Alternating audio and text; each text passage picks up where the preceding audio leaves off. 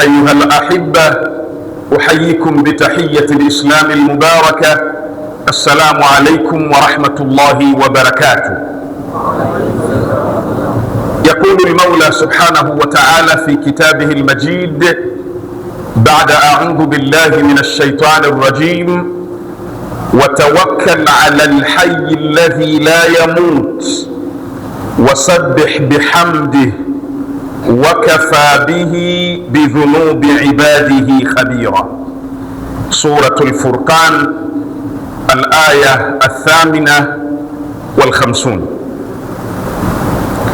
Aya hii ya 58 ya Suratul Furqan ituongoze kwenye khutba yetu ya Ijumaa ya leo tuliyoipa unwani inayosema ni nini tunajifunza katika mazishi ya al-Imamu al-Khamenei. Furqan 58, Mwenyezi Mungu anasema watawakkal ala alhayy alladhi la yamut, na mtegemee aliyekuwa hai ambaye hafi. Wasabbih bihamdi, na msabbih pamoja na kumsifu. Wakafa bihi, na anatosha kwaye. Bidhunubi ibadihi khabira, kwa madhambi ya waja wake kuwa mjuzi. Watawakkal ala alhayy alladhi la yamut, mtegemee Mungu ambaye hafi. Siku zote weka mategemeo yako, weka mafanikio yako kwa yule ambaye hafi. Usije hata siku moja ukamtegemea mwanadamu. You know why? Kwa sababu mwanadamu ana mwisho, mwanadamu anakufa. Kwa hiyo tegemeo lako siku zote liwe ni kwa Mungu, mtazamo wako siku zote uwe ni kwa Mungu, upendo wako wa kupendekea siku zote uelekeze kwa Mungu. Kwa nini? Kwa sababu ni alhayyu alladhi la yamut. Alafu wasabbih bihamdi, kuwa na tabia ya kumtaja, kuwa na tabia ya kumkumbuka. Usimsahau Mungu katika mwenendo wa maisha yako. Wakafa bihi bidhunubi ibadihi khabira, hakuna ambacho Mungu hakijui. Aya hii tuongoze kwenye unwani hii, nini tunajifunza katika mazishi ya Imam Khamenei. Al-Imam al-Khamenei shahidul umam, shahidi wa umma. Bwana mkubwa huyu anayebeba kofia mbili, anayebeba kofia ya kiongozi wa Jamhuri ya Kiislamu ya Iran, lakini vile vile anayebeba kofia kama kiongozi wa kiroho wa Waislamu duniani, lakini hususan Waislamu wafuasi wa Ahlul Bait salawatullahi wasalamuhu alaihim.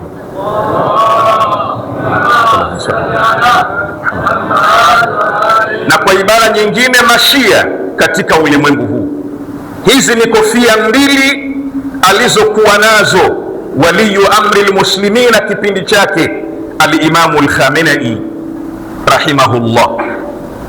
Sasa mambo matano ya kujifunza katika mazishi yale makubwa ambayo hayajawahi kutokea katika historia ya ulimwengu huu. Lam yahduth, lam yakun, hayajawahi kutokea, hayajawahi kuzuka mazishi yale ya umma unaokisiwa kutoka milioni 20 mpaka milioni 30.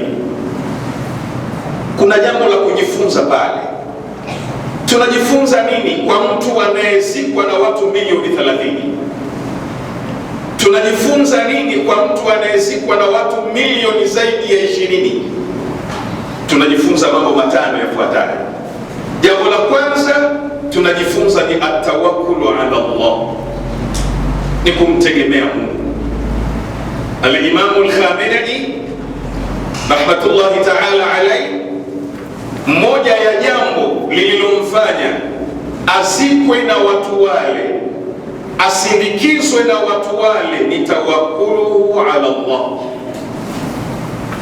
Mbele ya macho yake kulikuwa hakuna chochote, kulikuwa na Allah, kulikuwa na Mungu. Na mbele ya macho ya Wairani na viongozi wa Jamhuri ya Kiislamu ya Iran, walikuwa wao mbele yao hakuna chochote, kuna Allah, kuna Mungu. Na ndiyo siri ya mazishi yale ya kutisha makubwa ya watu milioni 20 mpaka 30. Kwa hiyo jambo la kwanza tunakujifunza ni atawakkulu ala Allah,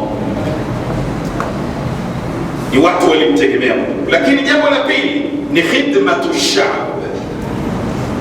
Bwana mkubwa yule aliyesindikizwa ni watu milioni 30, moja ya jambo la watu kujitokeza, aliwatumikia watu wale. Na hawa watu mnaowaona, hawa walimwengu mnaowaona, hata kama hawazungumzi, sio wajinga. Hawa ukiwatumikia hawatakusahau katika maisha yako hata siku moja. Hawa ukiwatendea heri watakuzungumza vizuri siku zote, na wakikutaja watasema Mungu amrehemu, Mungu amwingize peponi. Mmoja ya kujifunza katika mazishi ya mamilioni ya kiongozi wa Mashia duniani kipindi chake na kiongozi wa Waislamu kipindi chake, al-Imamu al-Khamenei, ni mtu aliyewatumikia wa Irani, ni mtu aliyewatumikia watu wamenipa fadhila. Lakini jambo la tatu la kujifunza ni atasamuh, ni kuvumiliana. Al-Imamu al-Khamenei alikuwa ni Shia, hakuwa Sunni, lakini kwa sababu ya mafunzo ya Mtume Muhammad sallallahu alayhi wa alihi wa sallam,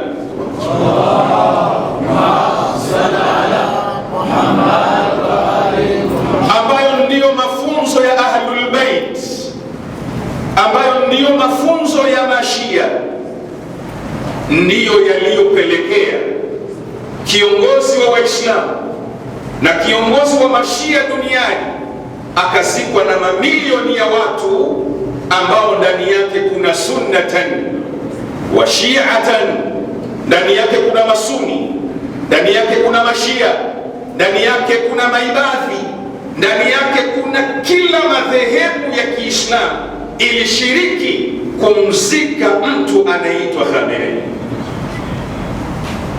Lakini jambo la nne,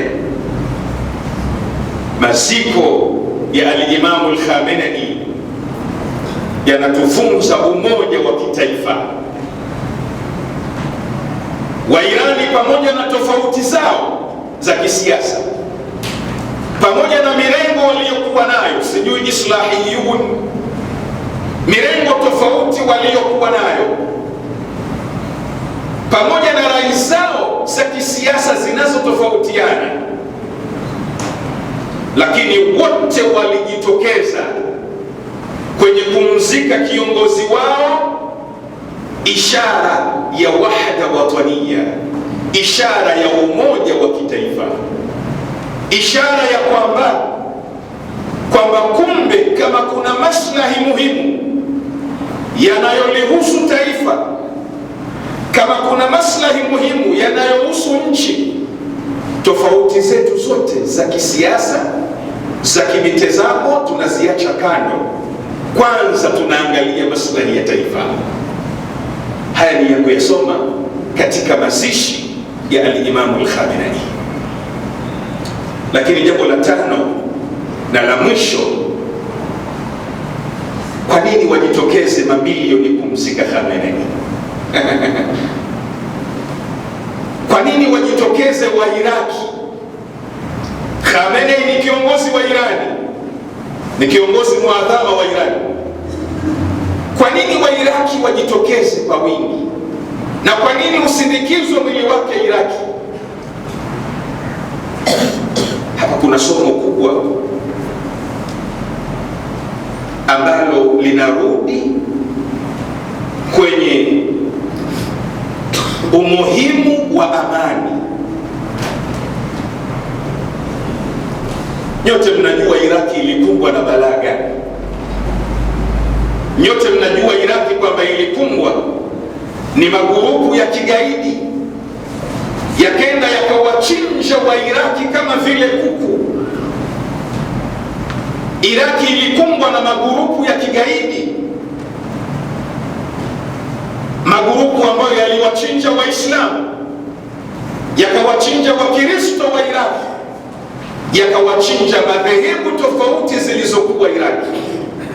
Waliyu amri lmuslimina kipindi chake, naibu limami lhujja kipindi chake, marjau hadhihi lumma kipindi chake, alimamu lkhamenei rahmatullahi taala alayhi alisema, siwezi kubakia maktufa alaidi, nimefungwa mikono, naona haramu ya amiri lmuminina Ali inavunjwa, naona haramu ya abi Abdillahi lhusain inavunjwa, naona wafuasi wa Mtume Muhammad, wafuasi wa ahlulbeiti wa Iraki wanachinjwa kama kuku, mimi nimebakia.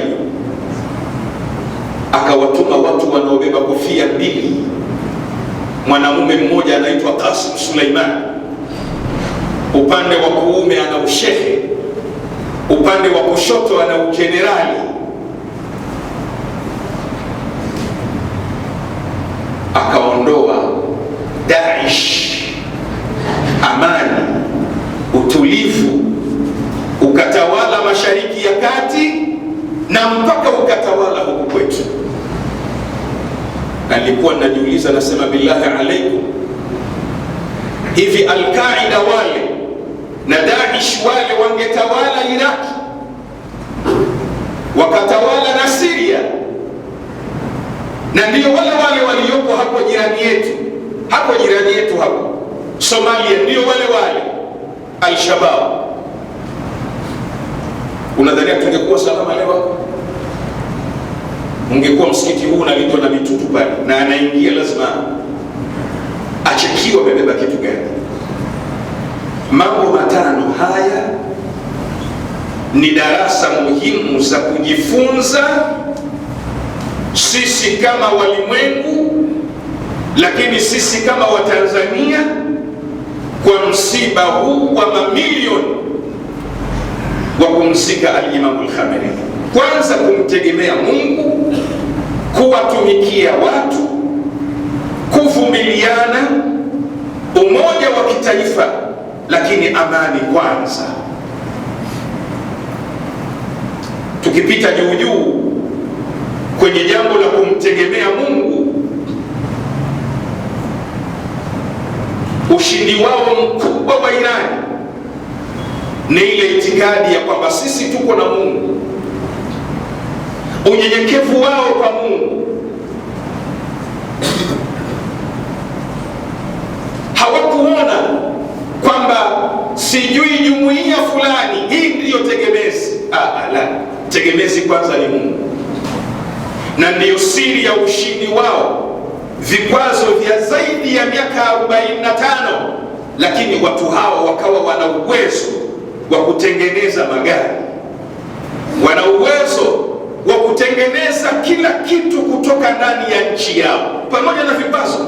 Na hii darasa kubwa muhimu, na sisi kujitathmini na kitu kinachoitwa kwamba tuna uhuru. Sisi, moja ya jambo la kulitathmini,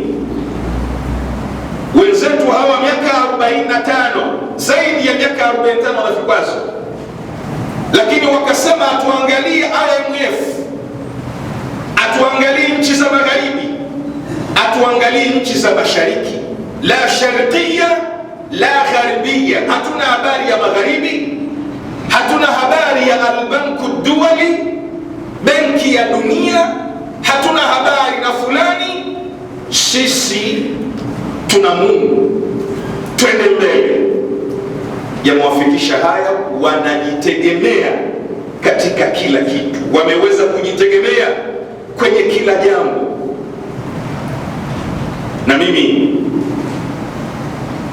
kwa munasaba huu napenda kwa kweli nitoe shukurani zangu za dhati kwa vijana wa Kitanzania, hususan waandishi wa habari waliotoka katika nchi hii, wakawa wanatunakilia matukio ya kiuzalendo, matukio ya kiuzalendo, na kutuonyesha sura na picha ya uhakika ya Jamhuri ya Kiislamu ya Iran. Napenda kuwapa hongera na pongezi vijana hao na kuwaombea Mungu, hususan Bwana Zungu kwa kumtaja kwa jina. Kazi nzuri walioifanya kutuonyesha uhakika wa Jamhuri ya Kiislamu ya Iran na kutuonyesha propaganda zile tulizokuwa tunaambiwa. Lakini yote yameletwa na nini? Ni atawakkul ala Allah. Mwisho nakumbuka hapa maneno ya mlezi wetu na shekhe wetu na mwalimu wetu Sheikh Muhammad ibn Sheikh Ayyub al-Kamali rahimahullah. Maneno yake makubwa, mwenyewe anasema, lau kama nitasikia, lau kama nitapewa habari kwamba Mungu amekufa nitalia sana. Sheikh Muhammad alikuwa akisema maneno hayo, nikipata habari kwamba Mungu amekufa, basi nitalia sana. Kwa nini? Kwa sababu sina tena wa kumtegemea, sina tena wa kumsaidia. Kwa hivyo katika mafunzo makubwa ya kujifunza kwenye mazishi ya al-Imam al-Khamenei, moja ya darasa ni atawakkul ala Allah. Tukimtegemea Mungu, nchi zetu za Kiafrika zitasimama. Tukimtegemea Mungu, na Mungu ana siri moja, ukishamtegemea Mungu anakupa nguvu ya kuhisi kwamba you can, unaweza. Ukishamtanguliza Mungu, Mungu anakupa uwezo kwamba mimi naweza kila kitu. Ukishamtanguliza Mungu na kumnyenyekea Mungu, Mungu anakupa maajabu kwenye mwili wako kwamba wewe una elimu kuliko mtu yoyote, una hekima kuliko yoyote. Na hii ndiyo siri ya mafanikio ya Wairani. Mapinduzi hayajafikisha miaka 70, lakini teknolojia na sayansi, dunia inawaogopa. Lakini jambo jingine la haraka kulingana na muda nimegusia ni khidmatu shab ya Khamenei. Kwa nini umezikwa na watu milioni 30? Ni kwa sababu uliwatumikia watu. Ndugu zangu wapendwa, nyinyi mnaowaongoza watu, nyinyi mnaowasimamia watu, mkitaka watu wasiwasahau, mkitaka watu mkitajwa waseme rahmatullahi alayhi, Mungu amrehemu, watumikieni watu, watumikieni katika nyanja ya elimu. Ndicho alichokifanya Khamenei. Watumikieni watu katika nyanja ya afya, watumikieni watu katika nyanja za makazi mema na makazi mazuri. Hakikisheni Watanzania wana hali nzuri ya kimaisha. Hakikisheni kuna zile changamoto ambazo ni aibu. Hakikisheni kuna zile changamoto ambazo ni aibu mpaka leo Afrika inazizungumza. Yaani ni aibu kwa bara la Afrika linafanya kikao linazungumzia habari ya umeme. Ni aibu. Nchi za Kiafrika kutoka zimepata uhuru up to now zina diskasi habari ya umeme, habari ya maji. La, hizo ilikuwa ni kadhaya mafrughan anha. Watumikieni watu, mkitaka mtajwe vizuri, mkitaka mkumbukwe kwenye maisha yenu. Lakini jambo la tatu ni kuvumiliana. Khamenei amezikwa ni Mayahudi, Khamenei amesindikizwa ni Mahindu, Mahindosi pamoja na vilemba vyao wamekuja kumuaga. You know why? Unajua ni hivi? La, ni kwa sababu Khamenei dini aliyoiamini katika maisha yake ni yale mafunzo yanayosema lakum dinukum waliyadin, kuvumiliana katika dini, kuvumiliana katika dini. Nakumbuka moja katika waandishi wa Kitanzania waliokwenda kule ametuletea SGR ambayo kituo chake kimepewa jina ya Maria Mtakatifu. Allahu Akbar. Ndani ya Jamhuri ya Kiislamu ya Iran kuna kituo kinaitwa Maria Mtakatifu, na picha za Bikira Maria na picha za viongozi wa kanisa, ishara ila tasamuh, ni ishara ya kuvumiliana. Kama kuna mambo ya kuyasoma sisi kama Watanzania kwa msiba wa Khamenei, ni sisi na dini zetu zote kuvumiliana. Amezikwa ni Waislamu, Mashia na madhehebu zote. Amezikwa ni Zaradashti, ni Manaswara, ni kila aina ya dini. Kwa nini? Kwa sababu ya fikra ya kuvumiliana aliyokuwa anaibeba. Lakini mwisho al-Imamu al-Khamenei amezikwa na huu umma.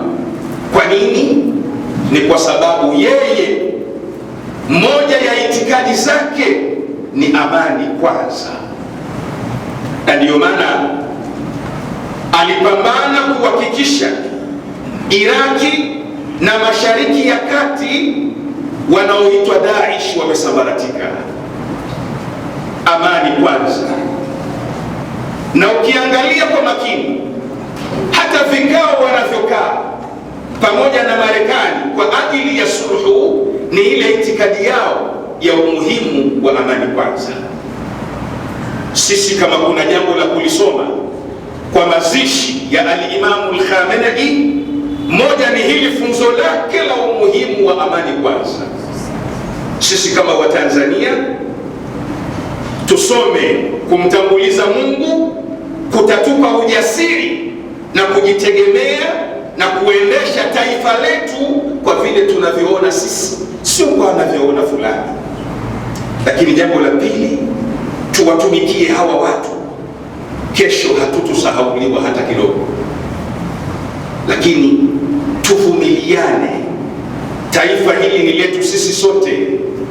Wakristo tuko hapa, Wakristo wako hapa, Masuni wako hapa, Mashia tutaendelea kuwepo hapa, na dini za kimila zitaendelea kuwepo hapa.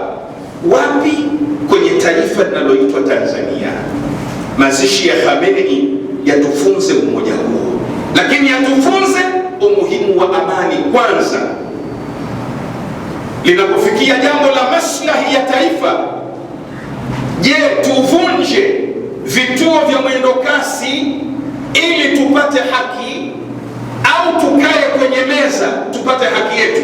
Basi vituo vya mwendo kasi vibaki salama salimini. Amani kwanza.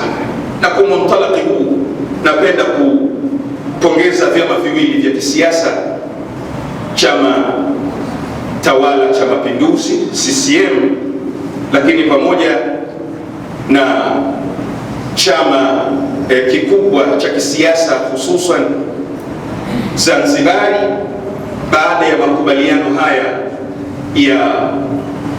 ya maridhiano, makubaliano haya kwamba taifa, vyama viwili hivi viweze kuliendesha taifa kwa pamoja, kwa amani na kwa utulivu. Maridhiano haya ndiyo silaha pekee ya kuweza kuleta maridhiano. Napenda kuvipongeza vyama viwili hivi vikubwa vya kisiasa katika Zanzibar yetu kwa kukaa pamoja na kuweka saini ya maridhiano haya mazuri na muhimu.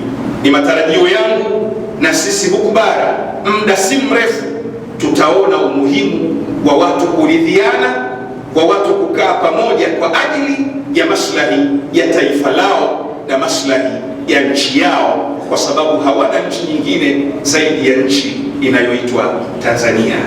Poleni kwa msiba na kwa mazishi haya ya mamilioni ya al-Imam al-Khamenei, lakini pia hongereni kwa kutoa darasa muhimu ulimwenguni kwamba huu ndio Uislamu na hawa ndio Ahlul Bait, wanaofunza kumtegemea Mungu, wanaofunza kuwatumikia wanadamu, wanaofunza kuvumiliana, wanaofunza umoja wa kitaifa, wanaofunza umuhimu wa amani kwanza. Bismillahir Rahmanir Rahim, inna a'tainaka al-kawthar fasalli li rabbika wanhar inna shani'aka huwal abtar. يقول المولى سبحانه وتعالى في كتابه المجيد إن الله وملائكته يصلون على النبي يا أيها الذين آمنوا صلوا عليه وسلموا تسليما. اللهم صل وسلم على سيدتنا ومولاتنا فاطمة الزهراء صلوات الله وسلامه عليها.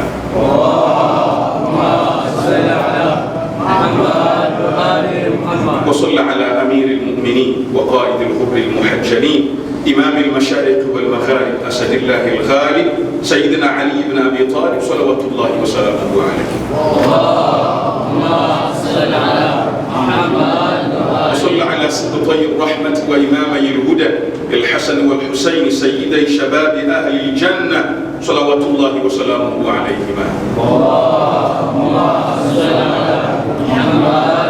وصل على المعصومين من ذرية الحسين زين العابدين علي والباقر محمد والصادق جعفر والكاظم موسى والرضا علي والجواد محمد والهادي علي والحسن النقي الزكي العسكري ومحمد بن الحسن صلوات الله وسلامه عليه. اللهم بكل وليك الحجة بن الحسن صلواتك عليه وعلى آبائه في هذه الساعة وفي كل ساعة وليا وحافظا وقائدا وناصرا ودليلا وعينا حتى تسكنه أرضك طوعا وتمتعه فيها طويلا برحمتك يا أرحم الراحمين مع الصلوات. أشهد أن لا إله إلا الله وأشهد أن لا إله إلا الله أشهد أن محمدا رسول الله أشهد أن محمدا رسول الله أشهد أن عليا ولي الله أشهد أن عليا حجة الله. حي على الصلاة حي على الصلاة حي على الفلاح حي على الفلاح حي على خير الأعمال حي على خير الأعمال. قد قامت الصلاة قد قامت الصلاة. الله أكبر الله أكبر لا إله إلا الله. وجهت وجهي للذي فطر السماوات والأرض حنيفا مسلما وما أنا من المشركين. إن صلاتي ونسكي ومحياي ومماتي لله رب العالمين لا شريك له وبذلك أمرت وأنا من المسلمين. يا محسن قد أتاك المسيء إلهي تجاوز عن قبيح ما عندي بجميل ما عندك يا كريم. استغفر الله رب استغفر الله استغفر الله. الله أكبر. بسم الله الرحمن الرحيم. الحمد لله رب العالمين الرحمن الرحيم مالك يوم الدين. إياك نعبد وإياك نستعين. اهدنا الصراط المستقيم صراط الذين أنعمت عليهم غير المغضوب عليهم ولا الضالين.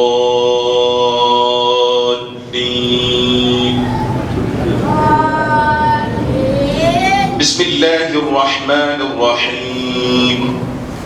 والعصر إن الإنسان لفي خسر إلا الذين آمنوا وعملوا الصالحات وتواصوا بالحق وتواصوا بالصبر. الله أكبر. اللهم صل على محمد وآل محمد. اللهم أدخل على أهل القبور السرور. اللهم أغن كل فقير. اللهم أشبع كل جائع. اللهم اكس كل عريان. اللهم اقض دين كل مدين. اللهم فرج عن كل مكروب. اللهم رد كل غريب. اللهم فك كل أسير. اللهم أصلح كل فاسد من أمور المسلمين. اللهم اشف كل مريض. اللهم سد فقرنا بغناك. اللهم غير سوء حالنا بحسن حالك. اللهم اقض عنا الدين. أغننا من الفقر إنك على كل شيء قدير. اللهم صل على محمد وآل محمد. الله أكبر.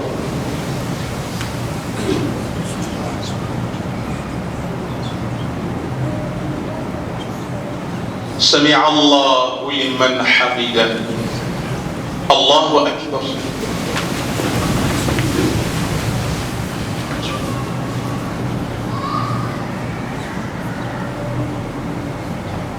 الله أكبر.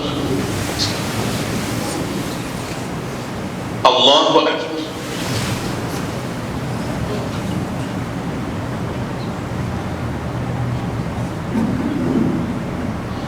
الله أكبر. اللهم بحولك وقوتك أقوم وأقعد وأركع وأسجد. بسم الله الرحمن الرحيم. الحمد لله رب العالمين. الرحمن الرحيم. مالك يوم الدين. إياك نعبد وإياك نستعين. اهدنا الصراط المستقيم. صراط الذين أنعمت عليهم غير المغضوب عليهم ولا الضالين.